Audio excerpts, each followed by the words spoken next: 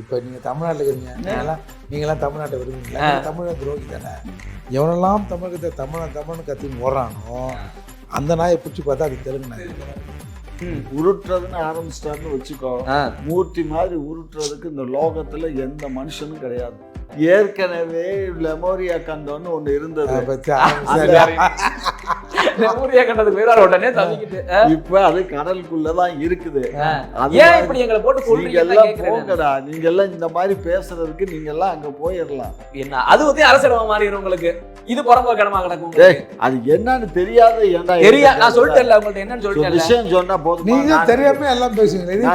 நாளைக்கு நான் போன் போட்டு விசாரிச்சு யாரு கேட்க போறீங்க? போன் போட்டு ஆமா ஆமா, சிலையை அகற்ற வேண்டிய அவசியம் இல்லை. அதுவும் ராஜராஜ சோழனுடைய சிலையை அகற்ற வேண்டிய வேலை இல்லை. அதுல ஏதோ தவறு நடந்திருக்கு, அது என்னன்னு பார்ப்போம். தவறு நடக்கலாம் கேட்கல. இது போல உங்கள் தலைவர்கள் சிலையை அகற்றலாமா நான் கேட்கிறேன். அதை ஆட்டினா உடனே துப்பாக்கியால கட்டையில அடிப்போம். துப்பாக்கியில சுட மாட்டோம், பின்னாடி திருப்பிட்டு கட்டையால அடிப்போம். பின்னாடி தான் அடிப்பாங்க.